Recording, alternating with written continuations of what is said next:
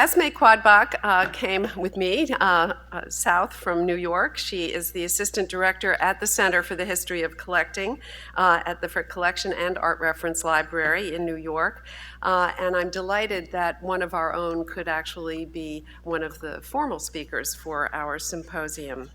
Esmee studied art history at Utrecht University in the Netherlands, and she is a specialist in 17th century Dutch painting, with a particular interest in the history of Old Master collecting. Prior to coming to the Frick in 2007, Esmee held research positions at the National Gallery of Art in Washington, D.C., and the Metropolitan Museum of Art in New York. Esmee has lectured widely on American collectors and the history of Old Master collecting. I can certainly attest to that. She's on the road a lot, in the best of ways. Her research has been published in scholarly journals, exhibition catalogs, and other publications for the Metropolitan Museum. She wrote for the Metropolitan Museum, she wrote a history of its collection of Dutch paintings. This was another instance when this wonderful collection was arranged for us to enjoy according to how it came into the museum and how it was collected. And Esmee also served as the editor of a volume of essays on America's taste for Dutch art titled Holland's Golden Age in America, Collecting the Art of Rembrandt, Vermeer, and Hals, which was published in 2014 as the first volume in the series The Frick Collection Studies in the History of Art Collecting in America.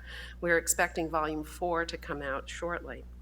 A companion volume on collecting the history of Flemish painting on the collecting history of Flemish painting in America, also edited by Esmee, will be published as part of the same series next year, and appropriately for today's theme, it includes an essay by Esmee on John Griever Johnson as a collector of Flemish paintings.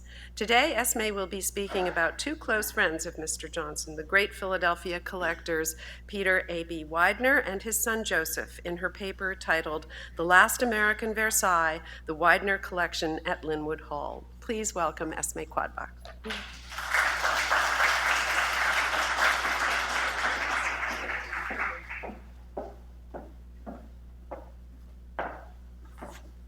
Thank you, Inge, and thank you, Jenny and Greg, for working with us on this symposium, or rather, we were working with you. And I'll be talking about the Wideners today. Can you hear me? Is this better? Yes? Keep going?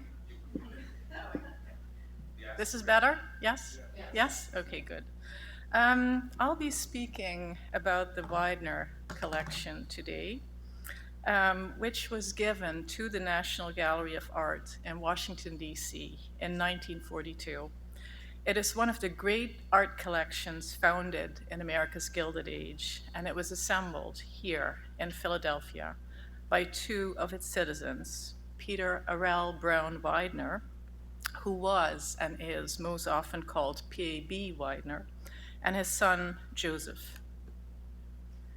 And here we see on the left, P.A.B. Widener, a major transit tycoon and financier, painted in 1903 when he was at the height of his powers by John Singer Sargent, the great society portraitist of his day. In later years, in the 19-teens and 1920s, P.A.B.'s son, Joseph Early Widener, seen here on the right in a portrait by Augustus John, not only added paintings, but also sold or traded many minor works from his father's collection, thus pruning it down significantly and enhancing its quality. In 1942, Joseph gave 101 paintings to the National Gallery of Art. And here you see a few of the most celebrated ones. On the left, they're Raphael. On the right, one of their famous Van Dycks. In the center, they're Bellini on the bottom. And on the top, one of their many Rembrandts, The Mill.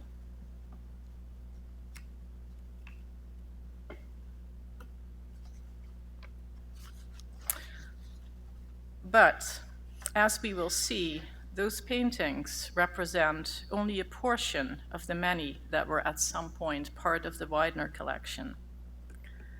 And I should add here that Joseph Widener donated not only paintings to the National Gallery, but also drawings, sculptures, and all kinds of decorative arts, including lots of Chinese porcelains and many pieces of furniture. And I'm showing you just three remarkable works here. On the left, the David of the Casa Martelly, bought in 1916 from the Martelly family in Florence, who had it in their possession since 1488. It was acquired by Joseph Widener as by Donatello, although it's now attributed to Bernardo or Antonio Rossellino. In the center, you see the very famous chalice of the Abbot Suger of Saint-Denis in Paris, which is still considered one of the great treasures of the Middle Ages now in America. And on the right, a lovely drawing of a young woman in Netherlandish dress by Albrecht Dürer. All in all, the Widener gift to the National Gallery comprised more than 2,000 objects, the majority of which were of excellent quality. But for reasons of space and time, I will focus on the Wideners and their paintings today. Our story starts with Pab Widener, who was born in 1834 here in Philadelphia, where he grew up in humble circumstances. He was a son of Johannes or John Widener, a bricklayer or a brick maker of German extraction, and his wife Sarah Fulmer. Apparently, the young Widener had a remarkable talent for math, and you've seen this before, this building. And as a teenager, he was sent to Philadelphia's prestigious Central High School, a public school founded in 1836, which required an entrance exam and which provided boys of the city's lower and middle classes with an excellent education and thus a chance to better their circumstances. Remarkably, several other major collectors also attended Central High, among them Charles Yerkes, here seen on the left, who would, like Widener, become a transit tycoon, and who assembled a magnificent art collection, which was auctioned off in New York in 1910. Another collector who attended Central High was William Lucas Elkins, here seen on the right, also a transit tycoon, and Widener's main business partner. In fact, Widener and Elkins were often called the Traction Twins. And today, many of Elkins's paintings are here in the Philadelphia Museum of Art.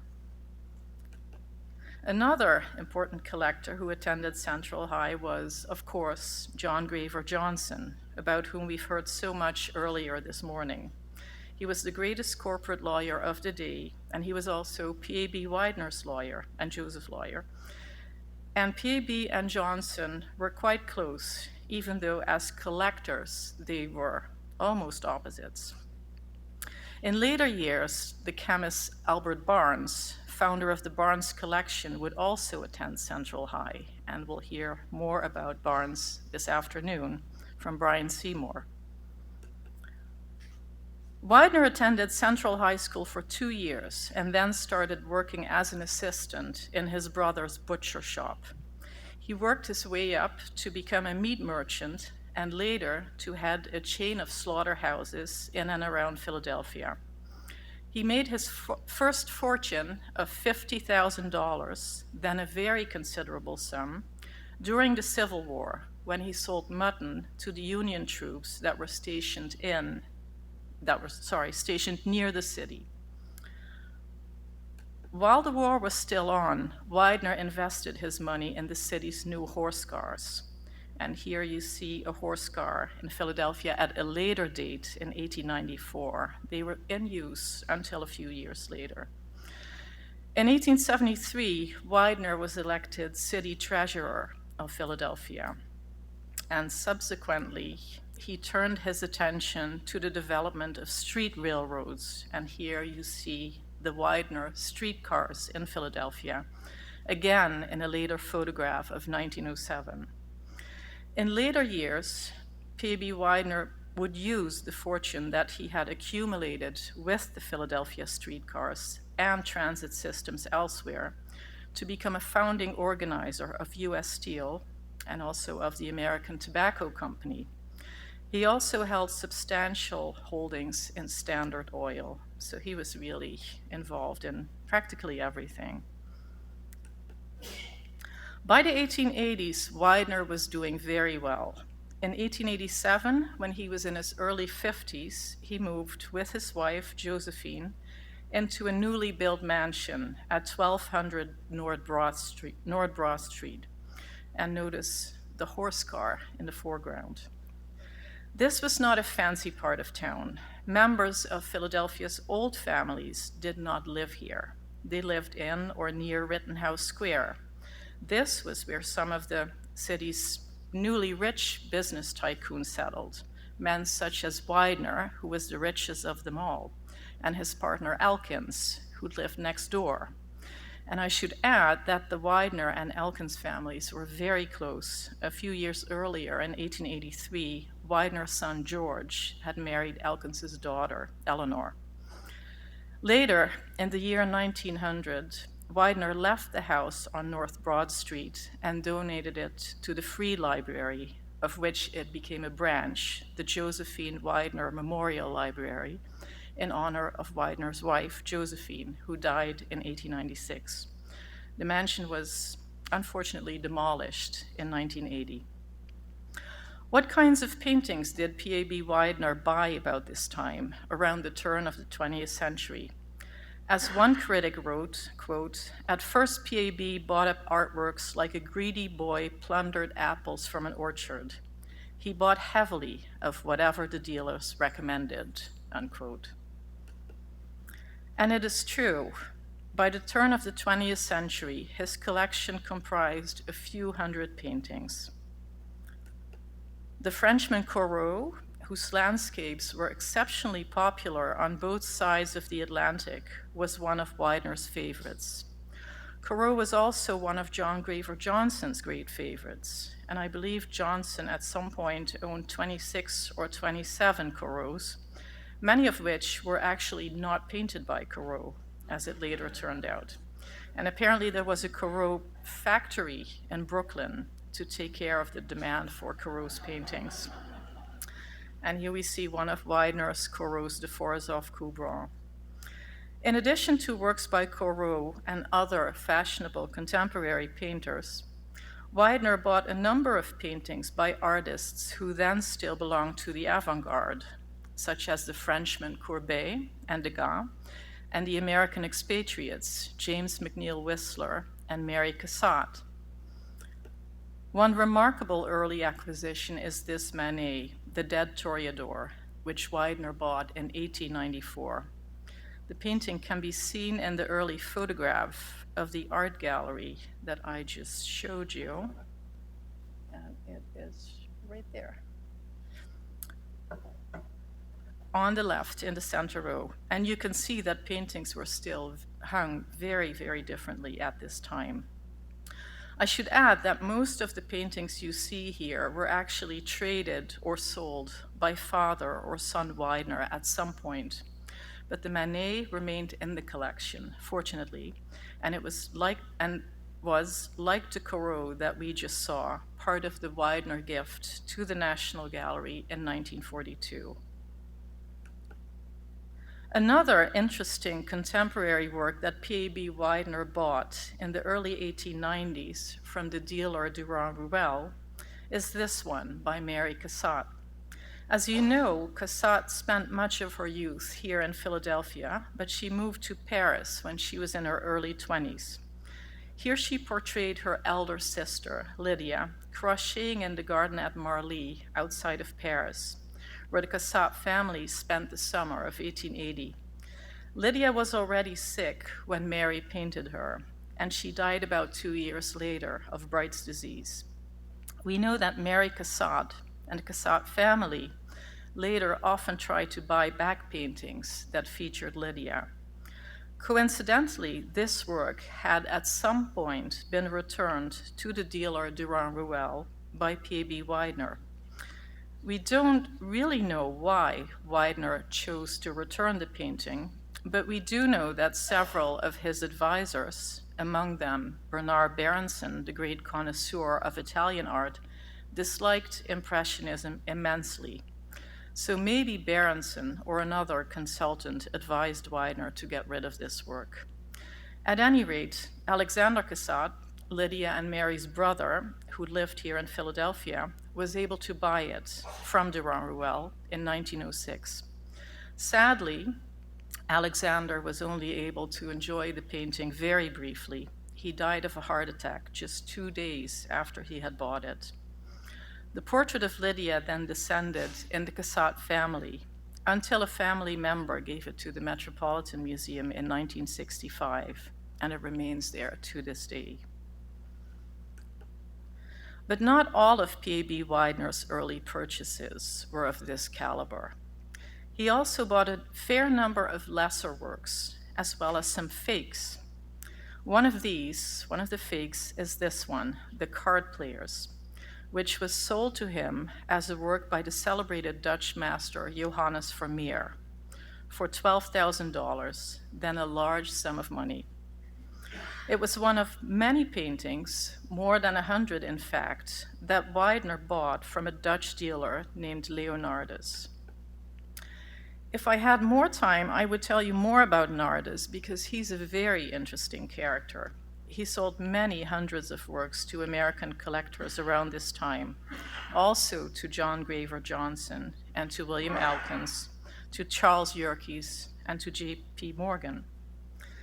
And Nardus was not just a seller of fakes, he also sold some works of very high quality to his clients.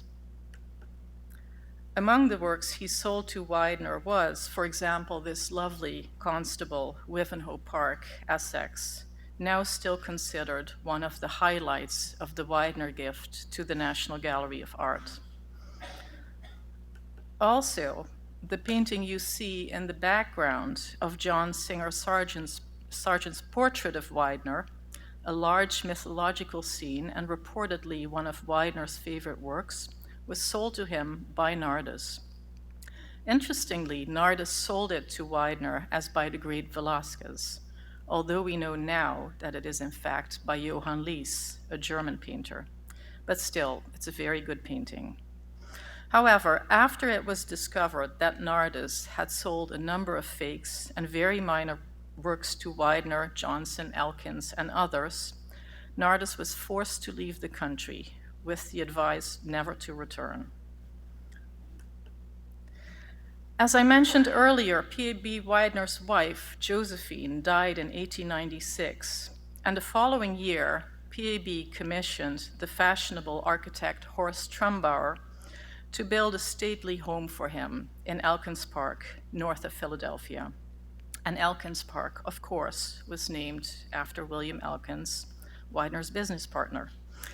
Here is the result, a very imposing mansion, a palace, really, Lynnewood Hall. It was built in a neo-Renaissance style and based on a Georgian mansion in Bath in England, and it was completed in 1900. The residence had 110 rooms. There was also a ballroom, a swimming pool, vast wine cellars, a horse farm, and, very unusual, an electrical power plant. The Widener's art collection was housed in a separate wing behind the mansion's Corinthian facade. At this time, the collection was not open to the public. And here's an aerial view of the property, which in its day was called an American Versailles, and here you can see why. In the early years of the 20th century, after the move to Lynnewood Hall, Joseph Widener became more and more involved in his father's collecting pursuits. In contrast to Pab, who was a textbook example of a self-made man, Joseph had enjoyed a first-class education. He attended both the University of Pennsylvania and Harvard. He was not only an art collector, but also a very notable horseman. He was a major figure in thoroughbred racing. He was the head of the Belmont Park racetrack on Long Island and also the developer of the Hialeah Park track in Miami. During their years at Lynnewood Hall, father and son Widener became ever more focused on great paintings by the greatest masters. And here we see one of their most celebrated acquisitions, Anthony van Dyck's Elena Grimaldi Cattaneo, which was bought by a dealer from Elena's descendants in Genoa, Italy, together with the portraits of her two children. The dealer then smuggled the paintings out of Italy by rolling up the canvases and hiding them underneath a long car. And this episode, which really happened, is known as the exhaust pipe plot. The three paintings were then bought by the Wideners in 1908. Another great acquisition was this work, The Mill by Rembrandt. Rembrandt was one of the most coveted artists in the Gilded Age, and The Mill was considered his masterpiece by many. Several other collectors were really interested in this work, so when the Wideners were able to buy it in 1911, it was truly a triumph. They paid a record price for it, $500,000, then the highest sum ever paid for a painting. However, the following year, everything changed for the Widener family when, on April 15th, 1912, the Titanic hit an iceberg. And here you see an image of the ship about to leave Southampton Harbor for its maiden voyage 5 days before the disaster. Pab Widener was an investor in the White Star Line, which had built the Titanic, and his son George was on board the ship, together with his wife Eleanor and their son Harry. Eleanor and her maid survived, but George and Harry Widener and their manservant drowned. Reportedly, Pab never recovered from this loss. He bought only a few more paintings, among them this one in 1914, the small Cowper Madonna, or I've been told Cooper Madonna, by Raphael. At least this was formally Pab's purchase, but it seems more likely that it was really his son Joseph who was responsible. For many collectors, a Madonna by Raphael was really the Holy Grail, but such works entered the market only seldomly. So this acquisition, again, was really a coup for the Wideners. Pab Widener died the following year, on November 6, 1915, a week before his 81st birthday. He left his estate, which was valued, here it says $35 million, other accounts say $50 million, most of which consisted of stocks. He left it to Joseph. Under Pab's will, Joseph was also given power of appointment to sell the art collection to enrich the family estate, or to donate it to, quote, any museum now or hereafter established in the city of Philadelphia, the city of Washington, or the city of New York, unquote. After Pab's death, Joseph managed the Widener fortune. He did not take any immediate decision with regard to the future of the art collection, but made it his aim to further enhance its quality, again, both through shedding lesser works and acquiring better ones. Joseph also opened Lynnewood Hall to the public, and from 1915 to 1940, the Widener treasures could be visited daily between June and October. Initially, the mansion's galleries were open to everyone, but following an attempt by a female visitor to damage Rembrandt's mill with a hat pin, Joseph demanded that visitors came, quote, well recommended, and that meant that you had to apply for a little card.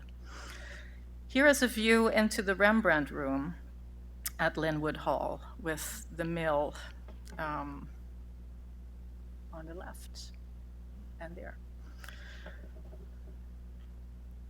And here are a few more views. This is an interior view from the Rembrandt room to the painting by Liss. And here's another view with Van Dyck's Elena Grimaldi and the David of the Casa Martelly, Elena on the right and the David on the left. From 1915 to 1920, no paintings were bought, as far as I know. However, several spectacular purchases were made in the early 1920s. Among these two works by Rembrandt, the so-called Yusupov Rembrandts. They were bought by Joseph Widener in 1921 from their owner, the Russian prince Yusupov, who happened to be the killer of Rasputin, and who had fled Russia in the wake of the revolution.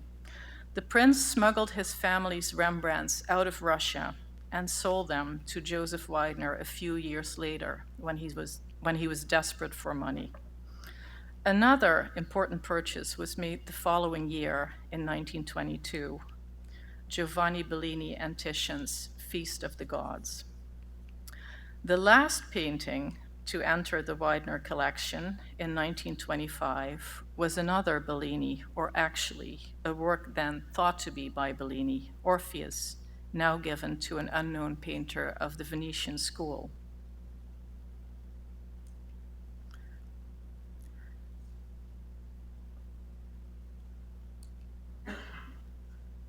Sorry. The paintings were on view at Lynnewood Hall until 1940. In 1942, Joseph Widener gave his collection to the National Gallery of Art, which had opened on the Mall in Washington, D.C. the previous year.